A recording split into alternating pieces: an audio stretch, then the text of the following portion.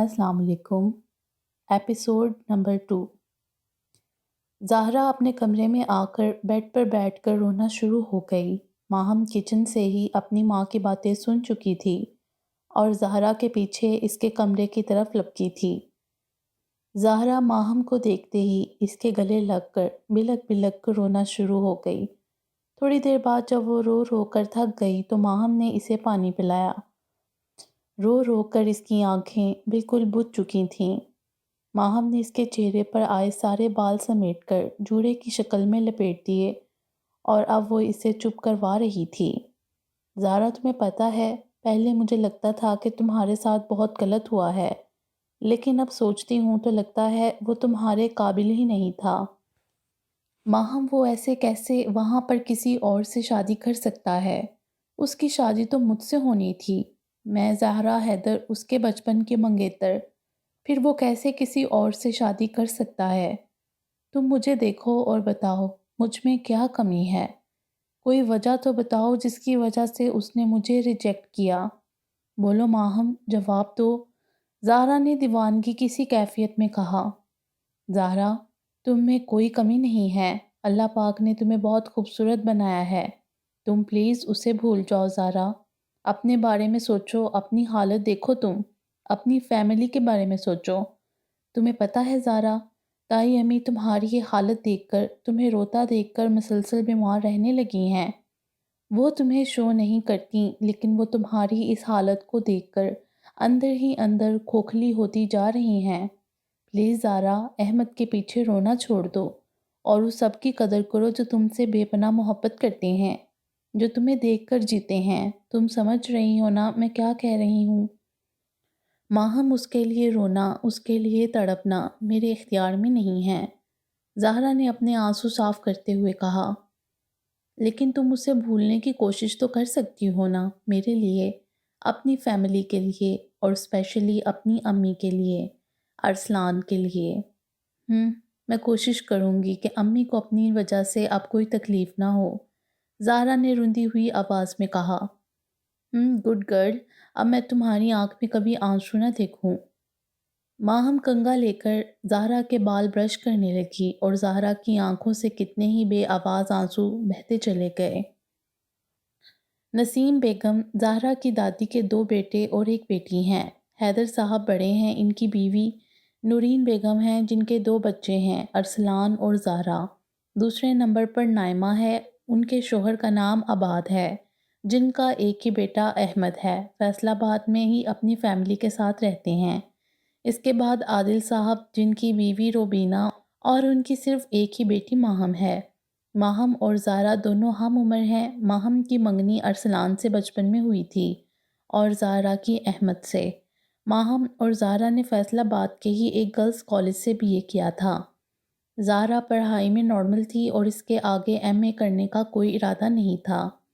माहम पढ़ाई में बहुत ज़हीन थी और आगे एमए करना चाहती थी, लेकिन उसे यूनिवर्सिटी में पढ़ने की अरसलान ने इजाज़त न दी। अब माहम प्राइवेट ही एमए की तैयारी कर रही थी। माहम और ज़ारा कज़न्स कम और बेस्ट फ्रेंड ज़्यादा थीं। ज़ाहरा को घर में सब बहुत प्यार करते थे, जिससे रुबीना बेगम काफ़ी जेलस होती और माहम को ज़ारा से दूर रहने का कहती, लेकिन माहम माँ की इस बात को सरासर इग्नोर करती थी। ताई और ताया जान माहम को भी ज़ारा की तरह प्यार करते। इनका घर फैसलाबाद के खूबसूरत शहर में है। आहिस्ता आहिस्ता ज़िंदगी वापस अपने मामूल पर आ गई थी। ज़ाहरा अब अपनी फैमिली के साथ हंसती, उनसे बातें करती। सब ने दिल ही दिल में अल्लाह का शुक्र अदा किया कि ज़ाहरा अहमद को भूल गई है, लेकिन ये तो ज़ाहरा ही जानती थी। ये सब माहम के समझाने का असर था और वो मज़ीद अपनी माँ को परेशान नहीं करना चाहती थी।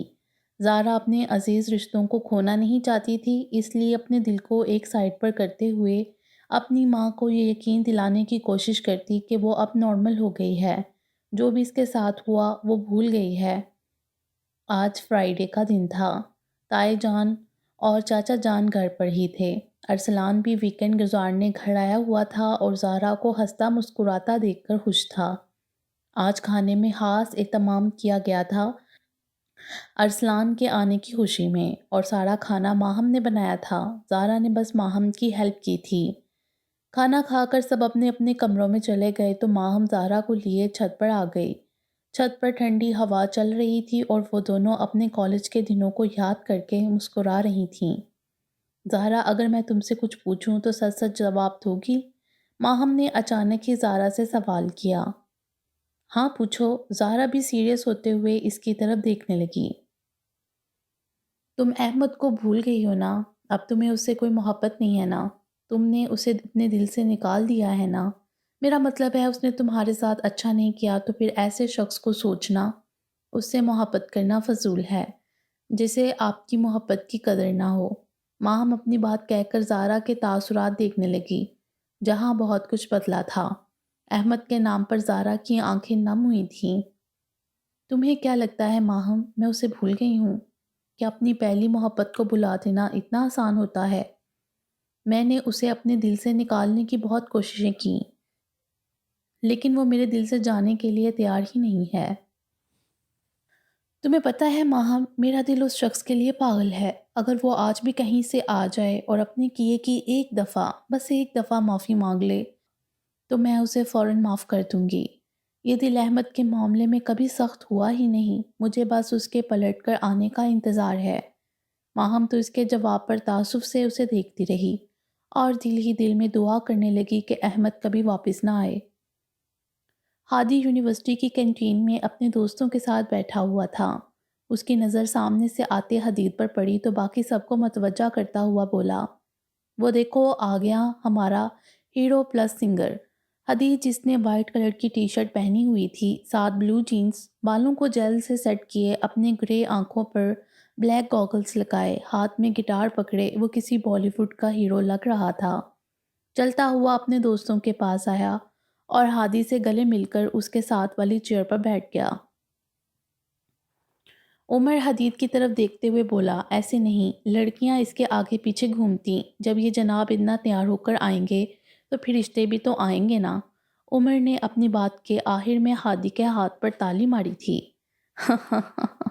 بات صرف تیار ہونے سے نہیں بنتی، بندے کی شکل بھی اچھی ہونی چاہیے، اور الحمدللہ میری شکل بہت اچھی ہے۔ حدید نے یہ بات گاگلز آنکھوں سے اتارتے ہوئے بڑے غرور سے کہی۔ ہاں ہاں بالکل، تیری شکل تو اچھی ہونی ہی تھی، آخر تم ہادی ابراہیم کے دوست ہو، اور ہادی خوبصورت دوست بناتا ہے۔ ہادی نے سٹائل سے اپنے کالر سیٹ کرتے ہوئے کہا۔ ہادی تو اپنے آپ کو کسی ریاست کا شہزادہ ہی تصور کرتا تھا۔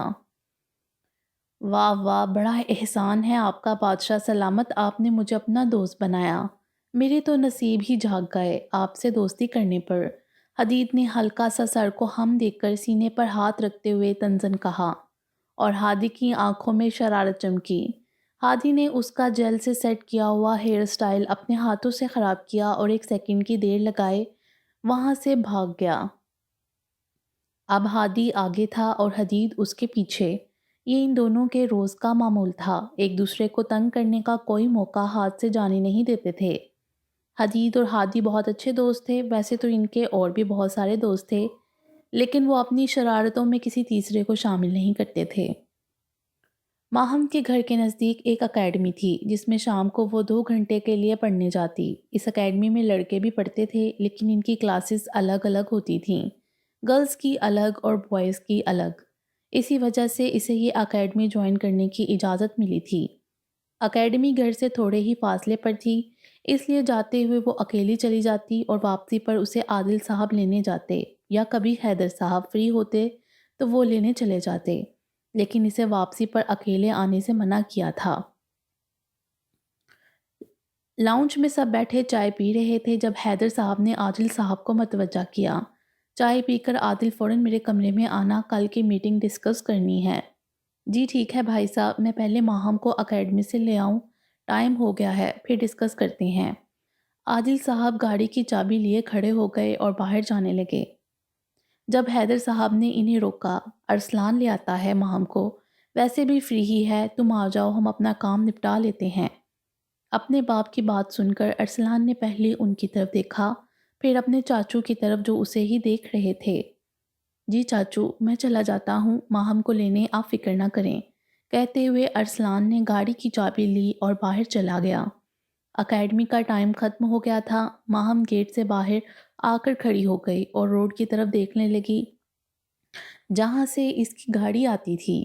ماہم کو کھڑے ابھی 2 منٹ ہی ہوئے ہوں گے جب ایک لڑکا اس کے پاس آ کر بولا، آپ ماہم عادل ہیں؟ ماہم صرف ارسلان سے ڈرتی تھی۔ جانے رشتے کی کشش تھی یا احترام، باقی سب کے ساتھ وہ بہت کانفیڈنس سے بات کرتی۔ وہ لڑکا بھی کوئی اسٹوڈنٹ معلوم ہوتا تھا۔ اپنا بیگ کاندھے پر ڈالے وہ اسی کی طرف متوجہ تھا۔ جی میں ماہم عادل ہوں، فرمائیے۔ یہ آپ کے نوٹس آپ نے سر کو دیے تھے، آپ شاید اسے اندر بھول آئی ہیں، اس لیے سر نے مجھے آپ کے پیچھے بھیجا۔ ماہم نے اس کے ہاتھ میں پکڑے نوٹس کو دیکھا، وہ اسی کے تھے۔ جی یہ میرے ہی ہیں، تھینکس۔ وہ لڑکا ماہم کو نوٹس دیکھ کر جا چکا تھا۔ ماہم نے مڑ کر دیکھا تو جیسے جسم میں جان ہی نہ رہی ہو۔ ماہم کو اپنا دل بند ہوتا محسوس ہوا۔ ارسلان گاڑی سے ٹیک لگائے فل غصے میں اسے ہی دیکھ رہا تھا۔ گلابی آنکھیں جو تیری دیکھیں، شرابی یہ دل ہو گیا، سنبھالو مجھ کو او میرے یارو، سنبھلنا مشکل ہو گیا، دل میں میرے خواب تیرے، تصویر جیسے ہو دیوار پر، تجھ پہ فدا میں کیوں ہوا، آتا ہے غصہ مجھے پیار پر، میں لٹ گیا مان کر دل کو کہاں، میں کہیں کا نہ رہا کیا کہوں اے دلربا، ہوا یہ جادو تیری آنکھوں کا، یہ میرا قاتل ہو گیا، گلابی آنکھیں جو تیری دیکھیں، شرابی یہ دل ہو گیا۔ ہال میں چیئر پر ایک لڑکا بیٹھا اپنے گٹار سے خوبصورت دھن بجائے گانا گا رہا تھا اور ماحول کو سحر زدہ کر رہا تھا۔ وہ ہمیشہ ہی گانا گانے کے دوران سب سے بےگانہ ہو جاتا تھا۔ سنگنگ اس کا پیشن تھا۔ حدید نے گانا گا کر جب اپنی آنکھیں کھولیں تو ہر طرف تالیوں کا شور گونجا۔ سب نے اس کی آواز کی داد دی۔ سب سے پہلے ہادی اٹھ کر اس کے پاس آیا اور بولا، دل خوش کر دیا تو نے میرا، اب بالکل ایسے ہی فیئر ویل میں گانا، بھولنا جانا اتنی مشکل سے سکھایا ہے تمہیں۔ ہادی ہمیشہ سے ہی حدید کی ہر خوبی کا کریڈٹ خود لیتا تھا۔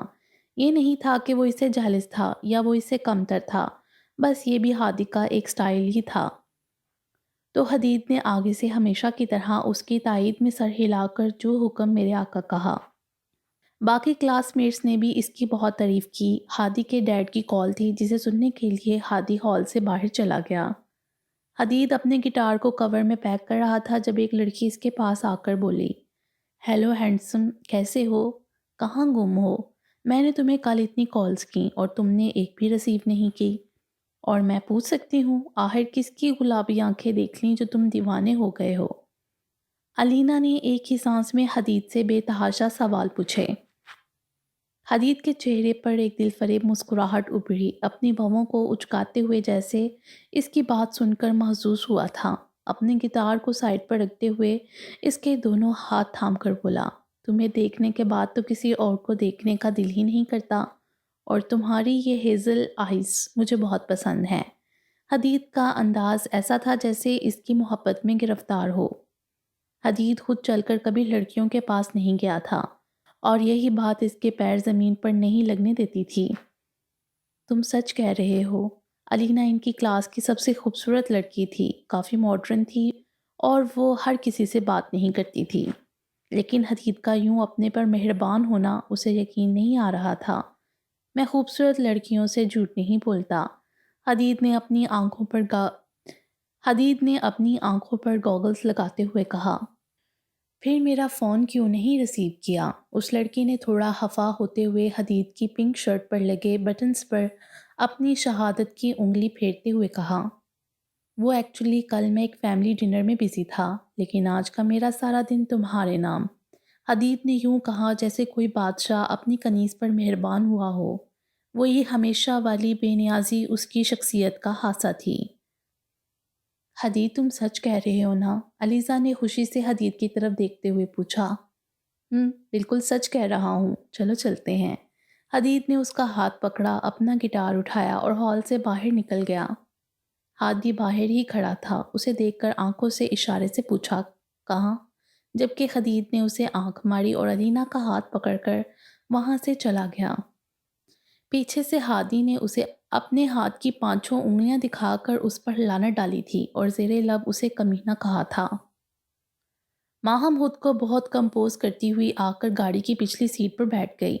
ارسلان فرنٹ سیٹ کا دروازہ کھول کر اندر بیٹھا اور گردن موڑ کر پچھلی سیٹ پر بیٹھی ماہم کی طرف مڑا۔ ارسلان کا چہرہ غصے سے لال پڑ رہا تھا۔ کون تھا وہ؟ ماہم کا دل تو اس کے غصے سے بھری آواز پر سہم گیا۔ وہ کیا جواب دیتی؟ اس کی تو آواز ہی نہیں نکل رہی تھی۔ میں نے کچھ پوچھا ہے، تم سے کون تھا وہ؟ ارسلان نے دوبارہ پوچھا۔ پتہ نہیں، میں نہیں جانتی۔ ماہم نے ہمت کر کے اس کی بات کا جواب دیا۔ تم آدھے گھنٹے سے کھڑی اسے باتیں کر رہی ہو اور تمہیں پتہ ہی نہیں کہ وہ کون ہے؟ ارسلان مسلسل اسے گھور رہا تھا۔ نہیں، وہ میرے نوٹس کلاس میں رہ گئے تھے، اسے سر نے بھیجا تھا مجھے دینے۔ ماہم تو ایسے اسے ڈر رہی تھی جیسے اس کی کوئی چوری پکڑی گئی ہو۔ میری ایک بات کان کھول کر سن لو ماہم، میں یہ سب برداشت نہیں کروں گا۔ ہم تمہیں یہاں پڑھنے بھیجتے ہیں اور تم؟ میں یہاں پر نہیں ہوتا تو اس کا یہ مطلب ہرگز نہیں۔ تمہارے جو دل میں آئے تم وہ کرو گی۔ آج کے بعد تم اکیڈمی نہیں جاؤ گی، انڈرسٹینڈ؟ ارسلان نے انگلی اٹھا کر ماہم کو وارن کیا تھا اور مڑ کر گاڑی سٹارٹ کرنے لگا۔ ماہم کے آنسو اس کے اتنے سخت رویے سے ابل ابل کر باہر آ رہے تھے جسے وہ اپنی چادر میں جذب کر رہی تھی۔ وہ اسے ایسی لڑکی سمجھتا تھا جو سب کو دھوکہ دیتی ہو، اپنے گھر والوں سے جھوٹ بولتی ہو۔ یہ احساس ندامت ہی اس کے لیے بہت بڑا تھا۔ ماہم اس شخص کو سمجھنے سے ہمیشہ ہی قاصر تھی۔ ارسلان گاڑی چلاتے ہوئے ماہم کی ہچکیاں بخوبی سن سکتا تھا، لیکن وہ اس وقت کسی ہمدردی کے موڈ میں نہیں تھا۔ اس بندے کا غصہ جو اسے اور جاذب بناتا تھا۔ کچھ لوگ غصے میں بھی خوبصورت لگتے ہیں، غصہ ان پر جچتا ہے۔ ارسلان بھی انہی میں سے ایک تھا۔ ماہم کے معاملے میں وہ ہمیشہ ہی سے جذباتی تھا۔ زہرا اپنے کمرے میں بیڈ پر بیٹھی احمد کی تصویر دیکھ رہی تھی جب دروازہ ناک ہونے کی آواز پر چونکی اور فوراً ہی تصویر تکیے کے نیچے چھپا دی۔ نورین بیگم اندر داخل ہوئیں اور زہرا کے پاس بیڈ پر آ کر بیٹھ گئیں۔ امی کیا ہوا ہے؟ آپ کچھ پریشان دکھائی دے رہی ہیں۔ زہرا کو نورین بیگم کے چہرے سے ہی لگ رہا تھا کہ وہ پریشان ہے۔ ہاں بیٹا، بات تو پریشانی کی ہے۔ تمہاری خالہ 2 ہفتے سے بیڈ پر پڑی ہے، اپنا پاؤں تڑوا کر۔ یہ بات بھی مجھے پتہ نہ چلتی اگر میں اسے آج فون نہ کرتی۔ ڈاکٹر نے اسے 2 ماہ کے لیے کمپلیٹ بیڈ ریسٹ کا بولا ہے۔ مجھے تو اس کی بہت فکر ہو رہی ہے۔ امی خالہ جانی ٹھیک تو ہے نا؟ تبھی اتنے دنوں سے خالہ جانی نے مجھے بھی کال نہیں کی، زہرا نے یاد آتے ہی کہا۔ ہاں کہہ تو رہی ہے کہ ٹھیک ہے، اوپر سے تمہارے انکل کو بھی کام کے سلسلے میں دبئی جانا پڑ گیا، سارا گھر نوکروں کے سپرد کیا ہوا ہے، اور احسن ہی تو تمہاری خالہ کا خیال رکھتا ہے، نورین بیگم نے فکر مندی سے کہا۔ لیکن امی احسن تو چھوٹا ہے، وہ کیسے خالہ جانی کا خیال رکھ سکتا ہے؟ زہرا کو اپنا فرسٹ ایئر کا کزن یاد آیا جو صرف پڑھائی میں ہی انٹیلیجنٹ تھا، باقی کے معاملات میں وہ بہت جلد گھبرا جاتا تھا۔ یہی سوچ سوچ کر مجھے پریشانی ہو رہی ہے زہرا، میری ایک بات مانو گی؟ جی امی کہیے، کیا بات ہے؟ زہرا نے ان کی طرف متوجہ ہوتے ہوئے پوچھا۔ زہرا تم 1 ماہ کے لیے اپنی خالہ کے پاس چلی جاؤ اسلام آباد، کم از کم مجھے فکر تو نہیں ہوگی نا؟ نورین بیگم نے اپنی بات کہہ کر بڑی آس سے اس کی طرف دیکھا۔ امی میں کیسے اتنی دور جا کر رہ سکتی ہوں؟ زہرا اپنی ماں کو انکار کرنے کا سوچ ہی رہی تھی جب ان کی طرف دیکھا تو وہ پریشانی سے اسے ہی دیکھ رہی تھیں۔ اچھا ٹھیک ہے امی، میں چلی جاتی ہوں، آپ پریشان نہ ہوں بس۔ زہرا دل سے بالکل بھی رضامند نہیں تھی، مگر کچھ کام اپنوں کی خوشی کے لیے بھی کرنے پڑتے ہیں۔ وہ بھی اپنی ماں کی خوشی کے لیے اسلام آباد جا رہی تھی۔ تھینک یو سو مچ بیٹا، تم نے تو میری پریشانی ہی ختم کر دی، کم از کم اب میں مطمئن رہوں گی۔ تم اپنی پیکنگ کر لو، کل ارسلان کے ساتھ ہی چلی جانا۔ نورین بیگم تو خوش ہو ہی گئی تھیں اس کے ہاں کرنے پر، وہ تو زہرا کو وہاں کسی اور مقصد کے لیے بھیج رہی تھیں، اس لیے دل میں اللہ کا شکر ادا کیا کہ زہرا جانے کے لیے راضی ہو گئی ہے۔ جی امی ٹھیک ہے، میں پیکنگ کر لیتی ہوں، زہرا نے بظاہر مسکراتے ہوئے کہا جبکہ اندر سے تو دل اور اداس ہو گیا تھا۔ نورین بیگم کمرے سے باہر چلی گئیں اور زہرا الماری کی طرف پیکنگ کرنے۔ زہرا آج سے پہلے بھی کتنی دفعہ اپنی خالہ کے گھر رہنے گئی تھی، لیکن تب وہ فیصل آباد میں رہتی تھیں۔ 1 سال پہلے اس کی خالہ اسلام آباد شفٹ ہو گئی تھیں اور زہرا اسلام آباد کبھی نہیں گئی تھی۔ نورین بیگم کی ایک ہی بہن تھی عائشہ، جنہوں نے MSc کی ہوئی تھی اور نورین بیگم کی بہت لاڈلی تھیں۔ زہرا کی اپنی عائشہ خالہ سے بہت دوستی تھی، وہ اس کی خالہ کم اور سہیلی زیادہ تھی۔ عائشہ نے اسلام آباد شفٹ ہونے کے بعد ایک اسکول جوائن کیا تھا جس میں وہ وائس پرنسپل کی جاب کر رہی تھیں۔ عائشہ کا ایک ہی بیٹا احسن جو کہ فرسٹ ایئر میں پڑھتا ہے۔ عائشہ کے شوہر فیصل انجینئر تھے جو آئے دن ملک سے باہر رہتے۔ اسلام آباد جانا زہرا کے لیے ایک نیا امتحان تھا جو زہرا کی آئندہ کی زندگی بدل کر رکھ دے گا۔ ہمارے رب کے ہر کام میں کوئی نہ کوئی مصلحت ہوتی ہے جو ہمیں وقت آنے پر سمجھ آتی ہے۔ وقتی طور پر جذباتی ہو کر ہم اپنے رب سے بے شمار گلے شکوے کر بیٹھتے ہیں، مگر اس حقیقت کو تسلیم کیے بغیر کہ ہمارا رب تو ہمیں کبھی تنہا چھوڑ ہی نہیں سکتا۔ وہ ہم سے بے شمار محبت کرتا ہے اور اس کے ہر فیصلے میں اپنے بندے کے لیے بہتری ہی بہتری ہوتی ہے۔ کمرے میں AC کی خنکی سے کافی ٹھنڈک ہوئی تھی، جو کہ کمرے کا ماحول پرسکون بنا رہی تھی۔ بیڈ پر سارے کپڑے بکھرے پڑے تھے۔ زہرا نے ڈھیلا سا بالوں کا جوڑا بنایا ہوا تھا، وائٹ کلر کا کرتا، ساتھ بلیک ٹراؤزر پہنے وہ کافی رف سے حلیے میں تھی اور اپنی پیکنگ کرنے میں مصروف تھی۔ زہرا صفائی کے معاملے میں بالکل نکمی تھی، اب بھی سارا کمرہ بکھرا پڑا تھا۔ دوپہر کو ان لوگوں نے نکلنا تھا اسلام آباد کے لیے اور زہرا کی پیکنگ ہونے میں نہیں آ رہی تھی۔ 1 گھنٹہ مزید لگا کر زہرا نے اپنا سوٹ کیس ریڈی کیا اور اسے دروازے کے پاس ہی رکھ دیا۔ تبھی کمرے کا دروازہ کھول کر ماہم اندر داخل ہوئی اور حفاسی زہرا کو دیکھنے لگی۔ زہرا نے اس کی طرف دیکھا اور نہ سمجھنے والے انداز میں بولی، اب میں نے کیا کیا ہے بہن، منہ کیوں لٹکایا ہوا ہے؟ زہرا تم جا رہی ہو؟ کل سے تو تم نے نام نہیں لیا اور اب اچانک تم اسلام آباد جا رہی ہو۔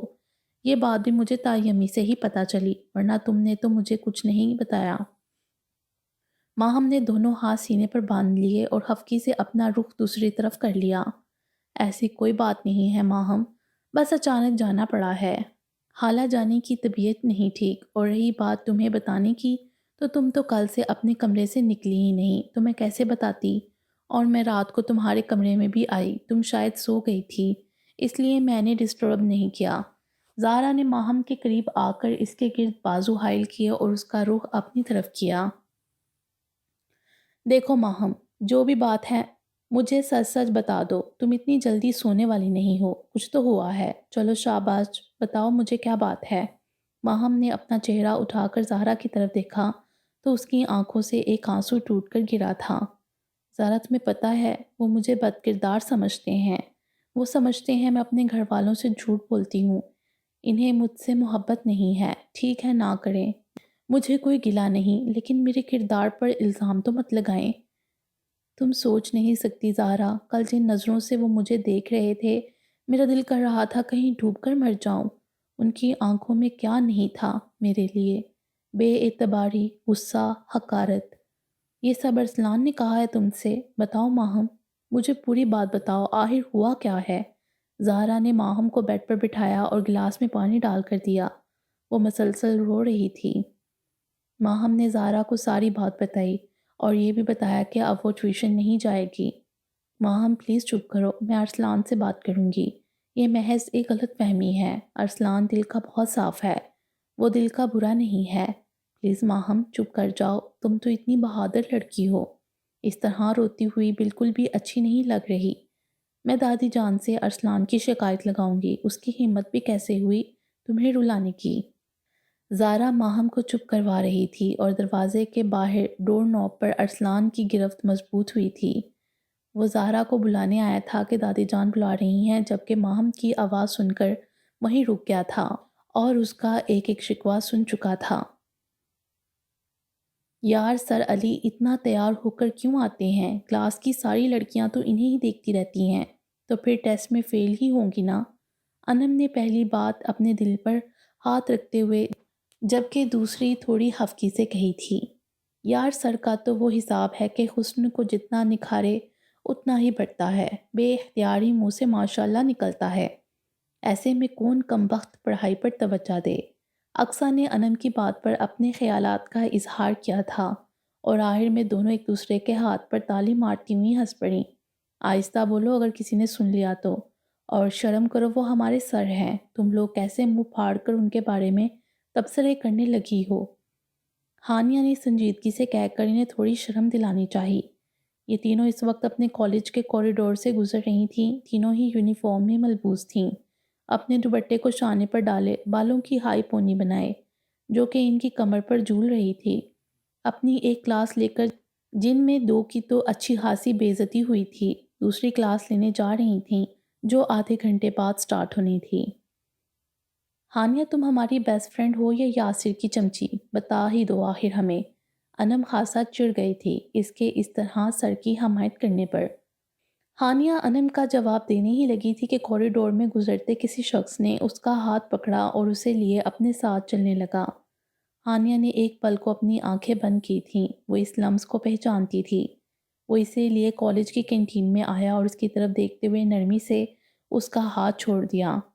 کبھی تو اپنی فضول سی سہیلیوں کی جان چھوڑ دیا کرو، جب دیکھو ان کے ساتھ ہی چپکی رہتی ہو، احسن نے بزاریت سے کہا۔ یہ کیا حرکت تھی؟ ہانیہ نے اس کی بات اگنور کرتے ہوئے اپنے ہاتھ کی طرف اشارہ کرتے ہوئے احسن سے پوچھا۔ یہ تمہیں ویسے بلاتا تو تمہاری سہیلیوں نے تمہیں آنے نہیں دینا تھا، اور وہ تمہاری فرینڈ انم مجھ سے بحث کرنے کے لیے ہر ٹائم تیار رہتی ہے، اور میرا اس سے بحث کرنے کا کوئی موڈ نہیں تھا، اس لیے چپ کر کے تمہیں وہاں سے لے آیا۔ ویسے آج سر نے انم کی انسلٹ کر کے میرا تو دل ہی خوش کر دیا، احسن نے آخری والی بات بڑے چہکتے ہوئے کہی۔ بری بات ایسے نہیں کہتے کسی کو۔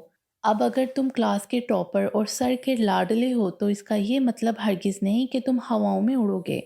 ہانیہ کو اس کا انم کے بارے میں ایسے بات کرنا برا لگا تھا۔ میری اتنی مجال کہ میں تمہارے سامنے اپنے پر بھی باہر نکالوں اور تم اڑنے کی بات کر رہی ہو؟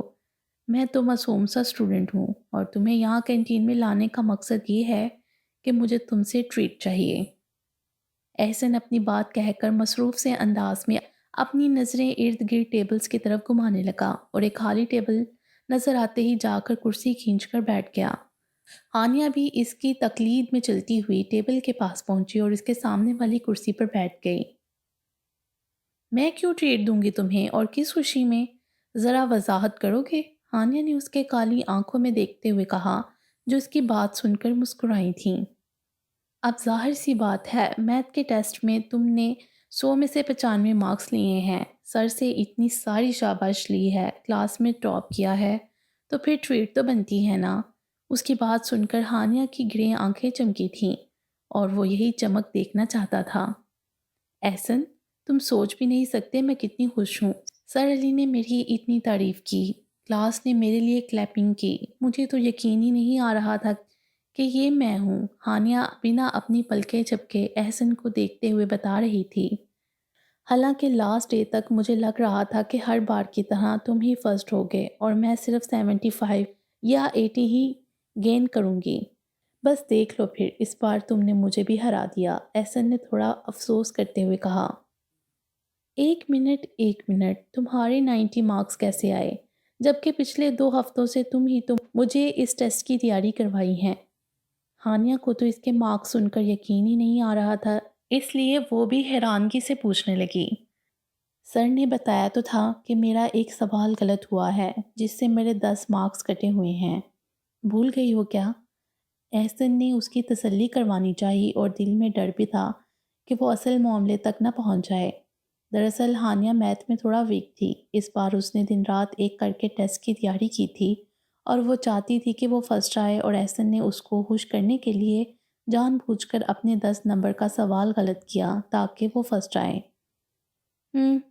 لیکن پھر بھی ہانیہ ابھی مزید پوچھ تاچھ کرنے کے موڈ میں تھی جب احسن بول پڑا۔ دیکھو ہانیہ، یہ سب تم لڑکیوں کے چونچلے ہوتے ہیں کہ میرے اتنے نمبر کم کیوں ہیں، یہ وہ۔ تم لوگ تو 100 میں سے 99 نمبر لے کر بھی روتی رہتی ہو اور ہم لڑکے 33 پر بھی اللہ کا شکر ادا کرتے ہیں۔ احسن نے ایسے منہ بنا کر کہا جیسے صدا کا نالائق ہو اور 33 نمبر لے کر ہی ہمیشہ پاس ہوا ہو۔ اگر ایسی بات ہے نا تو پھر ہر بار کلاس میں تمہاری پوزیشن لینا ضروری ہوتا ہے۔ ہانیہ تو اس کی بات سن کر اچھل ہی گئی۔ غصے سے ایک آئی برو چکاتے ہوئے اس سے پوچھا، اوف لڑکی، تم کتنا بولتی ہو، بجائے اس کے کہ تم اپنے بھائی کو ٹریٹ دو الٹا باتیں سنا رہی ہو۔ احسن کو اس کی احسن تو اس کی انویسٹیگیشن کرنے والی عادت سے تنگ ہی آ گیا تھا۔ ایک منٹ، تمہاری ساری باتیں اپنی جگہ، لیکن میں تمہاری بہن نہیں ہوں، انڈرسٹینڈ؟ دوبارہ نہ سنوں میں تمہارے منہ سے۔ ہانیہ چڑ گئی تھی احسن کے بہن کہنے پر۔ اچھا بہن نہیں ہو تو پھر کیا ہو تم میری؟ احسن کو اس کے تاثرات دیکھ کر بہت مزہ آ رہا تھا۔ ٹیبل پر تھوڑا آگے جھک کر اس کی گرے آنکھوں میں دیکھ کر پوچھنے لگا، میں تمہاری بہت اچھی دوست ہوں، مائنڈ اٹ۔ احسن کے اس طرح دیکھنے پر وہ تھوڑی کنفیوز ہوئی تھی، لیکن اگلے ہی لمحے چہرے پر لاپرواہی کے تاثر لاتے ہوئے جواب دیا، ویسے تم لڑکیاں نا بہت چلاک ہوتی ہو، جب کوئی دوسرا کچھ کہے تو فوراً منہ بنا لیتی ہو، اگلے کی بات تک سننا گوارا نہیں کرتی، اور اپنی دفعہ ایسے ایسے فلسفے جھاڑتی ہو کہ دوسرے بندے کے پاس منانے کے علاوہ کوئی چارہ ہی نہیں ہوتا۔ احسن نے اس کی بات پر اچھا خاصا طنز کیا تھا۔ احسن کی اس بات پر ان دونوں کے درمیان ایک کبھی نہ ختم ہونے والی جنگ چھڑ چکی تھی، اور وہ دونوں ہمیشہ کی طرح ارد گرد کی دنیا سے بے خبر اپنی لڑائی میں مصروف ہو گئے۔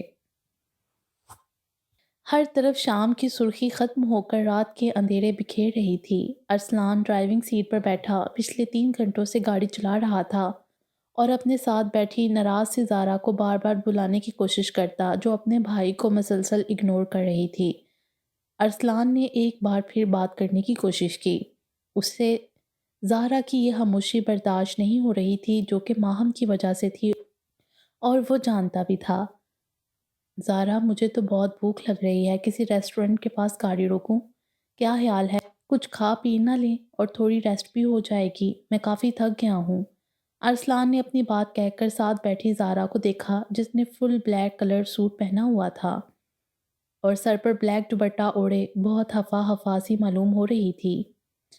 مجھے صرف خالہ جانی کے گھر جانا ہے اور کوئی بھوک بھی نہیں لگی۔ اگر آپ کو بھوک لگی ہے تو آپ جا کر کھانا کھا سکتی ہیں، میں یہیں آپ کا انتظار کر لیتی ہوں۔ زہرا اپنی بات کہہ کر گاڑی کی ونڈو سے باہر دیکھنے لگی۔ ارسلان نے گاڑی ایک سائڈ پر لگائی اور زہرا کی طرف رخ کر کے بیٹھ گیا۔ گاڑی روکنے پر زہرا نے مڑ کر سوالیہ نظروں سے ارسلان کو دیکھا۔ دیکھو زہرا، اب مجھ سے مزید تمہاری ناراضگی برداشت نہیں ہو رہی۔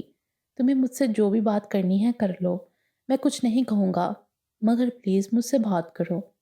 ارسلان نے التجائی انداز میں زہرا کی طرف دیکھتے ہوئے کہا۔ ارسلان ہمیشہ زہرا کے سامنے ہی کمزور پڑا تھا، ورنہ وہ کسی کی بھی نہیں سنتا تھا۔ زہرا تو پہلے ہی اسی انتظار میں تھی کہ وہ اس سے پوچھے، اور اب پوچھنے پر دل ہی دل میں اللہ کا شکر ادا کرتی بظاہر تھوڑی خفگی لیے بولی، بھائی پرومس کریں کہ میں جو بھی آپ سے پوچھوں گی آپ مجھے اس کا سچ سچ جواب دیں گے۔ بولے منظور ہے۔ زہرا نے اپنی ہتھیلی ارسلان کے آگے کی۔ ارسلان نے اس کی ہتھیلی پر اپنا ہاتھ رکھا تھا اور اس کی طرف دیکھتے ہوئے بولا، میں تم سے جھوٹ نہیں بولوں گا، پوچھو، آپ کسی اور کو پسند کرتے ہیں؟ زہرا نے سوال پوچھ کر اس کی آنکھوں میں کچھ ڈھونڈنے کی کوشش کی تھی، مگر ندارت۔ ارسلان نے ایک پل کے لیے حیرانگی سے زہرا کو دیکھا تھا۔ وہ جان گیا تھا کہ وہ یہ سب کیوں پوچھ رہی ہے۔ نہیں، میں کسی کو پسند نہیں کرتا۔ پھر ماہم کے ساتھ آپ کے اس قدر روڈ بیہیویئر کی وجہ جان سکتی ہوں؟ زہرا، مجھے بس غصہ آ گیا تھا اسے کسی اور کے ساتھ کھڑا دیکھ کر، اس لیے اسے تھوڑا سا ڈانٹ دیا۔ زہرا کو اس کی بات سن کر حیرانگی ہوئی تھی۔ بھائی، آپ نے اسے تھوڑا نہیں، اچھا خاصا ڈانٹا ہے، بلکہ یہ کہنا مناسب ہوگا کہ آپ نے اس کی انسلٹ کی ہے۔ اور تو اور آپ نے اس کا اکیڈمی جانا بھی بند کر دیا، یہ جانتے ہوئے بھی کہ 3 ماہ بعد اس کے ایگزامز ہیں۔ وہ کیسے پڑھے گی؟ حالانکہ یہ کوئی اتنی بڑی بات نہیں تھی، مجھے آپ سے یہ امید نہیں تھی بھائی۔ ارسلان کو بعد میں خود بھی اپنی غلطی کا احساس ہوا تھا اور وہ ماہم سے بات کرنا چاہتا تھا، لیکن اسے موقع ہی نہ ملا۔ اچھا، یعنی کہ تم اپنی فرینڈ کی وجہ سے اپنے بھائی سے لڑائی کرو گی؟ دیٹس ناٹ فیئر زارا۔ ارسلان نے اپنے موڈ کو خوشگوار بناتے ہوئے اس کی ناراضگی تھوڑی کم کرنی چاہی۔ میں مستقبل میں اس کی نند بعد میں ہوں گی، پہلے اس کی بہن۔ اگر آپ نے ماہم کو کبھی بھی تنگ کیا نا تو میں آپ سے ایسے ہی لڑائی کیا کروں گی۔ زہرا نے اسے کھلے لفظوں میں ماہم کے ساتھ ہونے کا بتایا۔ یعنی مجھے ماہم سے ڈر کر رہنا ہوگا؟ اتنی بھاری وکیل صاحبہ جو اس نے اپنے قبضے میں کی ہوئی ہے۔ ارسلان نے اسے ہنسانا چاہا، جس پر زہرا ہلکا سا مسکرا بھی دی۔ بھائی آپ نے اس کا دل دکھایا ہے، زہرا نے دوبارہ سنجیدہ ہوتے ہوئے کہا۔ مجھے پتا ہے، پھر اب کیا کروں؟ ارسلان نے ونڈو سے باہر دیکھتے ہوئے پوچھا۔ آپ کو ماہم سے سوری کرنی چاہیے اور اسے واپس اکیڈمی جانے کی اجازت بھی دینی چاہیے۔ زہرا نے اپنے بھائی کو منانا چاہا۔ لیکن زہرا، ارسلان کچھ کہنا چاہتا تھا جسے زہرا فوراً سمجھتے ہوئے بولی۔ بھائی پلیز، آپ کو ماہم پر اعتبار نہیں ہے کیا؟ اگر آپ اپنا غصہ کم کر کے اس پر اعتبار کریں، اس سے پیار سے بات کریں تو وہ کبھی بھی آپ کو کوئی شکایت کا موقع نہیں دے گی۔ آپ کوشش تو کر کے دیکھیں۔ ارسلان نے اس کی بات پر ہلکا سا سر ہلا کر گاڑی سٹارٹ کی اور روڈ پر ڈال دی۔ اسے یہ بات آج تک خود بھی سمجھ نہیں آئی تھی، وہ کیوں ماہم کے ساتھ روڈ ہو جاتا تھا۔ ارسلان کو ماہم سے محبت نہیں تھی، بس ایک کزن اور منگیتر ہونے کے ناطے ہمیشہ سے ہی اس کی فکر تھی، لیکن اب وہ ماہم کو لے کر تھوڑا پوزیسو ہو گیا تھا، جو اسے خود بھی سمجھ نہیں آ رہا تھا۔ ارسلان نے گاڑی ایک خوبصورت بنگلے میں لا کر کھڑی کی۔ اس بنگلے کو ہر طرف سے سبز بیلوں نے ڈانپ رکھا تھا، جو اس بنگلے کو مزید خوبصورت بنا رہی تھیں۔ گاڑی کی آواز سن کر احسن، جو کب سے عائشہ کے ساتھ لاؤنج میں بیٹھا ان کا انتظار کر رہا تھا، فوراً باہر آیا۔ ان کو دیکھ کر زہرا کو سلام کیا اور ارسلان سے گلے ملنے لگا۔ کیسے ہیں آپ ارسلان بھائی؟ زیادہ پریشانی تو نہیں ہوئی گھر تلاش کرنے میں؟ احسن ارسلان کی پرسنالٹی سے بہت امپریس تھا، اور جب اسے پتا چلا کہ زہرا کو چھوڑنے ارسلان آ رہا ہے تو اس کی خوشی کا کوئی ٹھکانہ نہیں تھا۔ اب وہ بھی ارسلان کو دیکھ کر بہت جذباتی ہو گیا تھا۔ الحمدللہ، میں ٹھیک ہوں۔ تم کیسے ہو؟ ارسلان نے خوش دلی سے اس کی بات کا جواب دیا اور اس کے کندھے پر وزن ڈالتے ہوئے اس کا حال چال پوچھنے لگا۔ زہرا اندر جا کر اپنی خالہ جانی سے ملنے لگی، جو کہ لاؤنج میں بیٹھی انہی کا انتظار کر رہی تھی۔ وہ صوفے پر اپنی ٹانگ پھیلائے، جس پر پلاسٹر کیا ہوا تھا، پنک کلر کے شارٹ شرٹ، وائٹ ٹراؤزر اور وائٹ دوپٹہ جسے انہوں نے اپنے شانے پر ڈال رکھا تھا۔ ان کے کاندھے تک آتے بال، جسے ہاف کیچر میں مقید کر کے ہاف کھلا ہی چھوڑا ہوا تھا، ہونٹوں پر پنک کلر کی لپسٹک لگائے نہایت نفیس اور خوبصورت لگ رہی تھیں۔ زہرا نے لاؤنج میں داخل ہوتے ہوئے اونچی آواز میں انہیں سلام کیا اور ان سے لپٹ گئی۔ زہرا نے خود کو اپنی ماں کے سامنے رونے سے منع کیا تھا۔ اپنی دوست جیسی خالہ، ان سے تو وہ اپنے دل کا حال نہیں چھپا سکتی تھی نا، اور رونا شروع ہو گئی۔ اس کی خالہ پیار سے اس کے ماتھے پر بوسہ دیتی ہوئی اس کی کمر سے ہلاتے ہوئے اسے چپ کروا رہی تھیں۔ بس میری جان، جو ہوا اسے اللہ کی کوئی مصلحت سمجھ کر بھول جاؤ۔ تم اس طرح کرو گی تو آپا کا کیا ہوگا؟ پلیز زہرا، میرا بچہ چپ کرو۔ دیکھو ارسلان اور احسن اندر آ رہے ہیں، اپنے آنسو صاف کرو۔ عائشہ سے زہرا کا رونا نہیں دیکھا جاتا تھا۔ زہرا آہستہ سے ان سے علیحدہ ہوئی اور اپنے آنسو صاف کرنے لگی۔ تبھی ارسلان نے آ کر اپنی خالہ کے گلے میں باہیں ڈال کر پیار سے ان کے سر پر بوسہ دیا۔ کیسی طبیعت ہے میری پیاری خالہ جان کی؟ زیادہ چوٹ تو نہیں لگی نا؟ میں بالکل ٹھیک ہوں، تم بتاؤ خالہ کا شہزادہ کیسا ہے؟ عائشہ نے ارسلان کا ہاتھ پکڑ کر اسے اپنے سامنے بٹھایا۔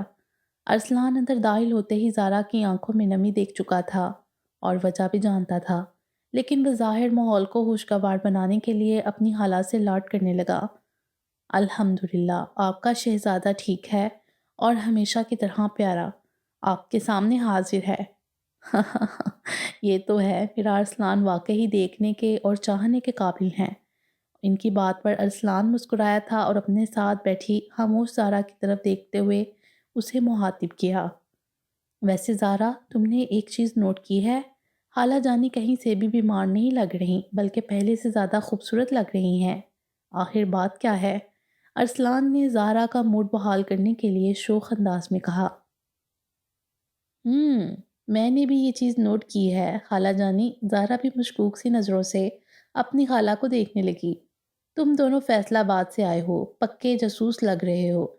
چلو اٹھو، ہاتھ منہ دھو کر آؤ، 9 بج رہے ہیں، کھانا کھاتے ہیں۔ عائشہ نے ان کی بات پر مسکراتے ہوئے کہا۔ کھانے کے دوران کافی گپ شپ لگی رہی۔ اس کے بعد کافی کا دور چلا۔ ارسلان نے صبح جلدی راولپنڈی کی طرف نکلنا تھا، ٹائم بھی کافی ہو گیا تھا، اس لیے حالہ نے احسن سے کہہ کر انہیں ان کے کمرے دکھائے اور آرام کرنے کا بول کر وہ بھی ملازمہ کی مدد سے اپنے کمرے میں جا چکی تھیں۔ ارسلان بہت تھکا ہوا تھا، جاتے ہی اپنے کمرے میں سو گیا، اور زہرا نے آج بھی گزشتہ راتوں کی طرح یہ رات بھی جاگ کر گزارنی تھی، اس لیے اپنے کمرے میں بنی بالکنی میں آ کر دیوار کے ساتھ ٹیک لگا کر بیٹھ گئی۔ باقی انشاءاللہ اگلی ویڈیو میں۔ امید ہے آپ کو یہ ویڈیو پسند آئی ہوگی۔ ہمارے چینل کو سبسکرائب کریں اور بیل آئیکن کو پریس کر دیں اور ہماری ویڈیو کو لائک اور شیئر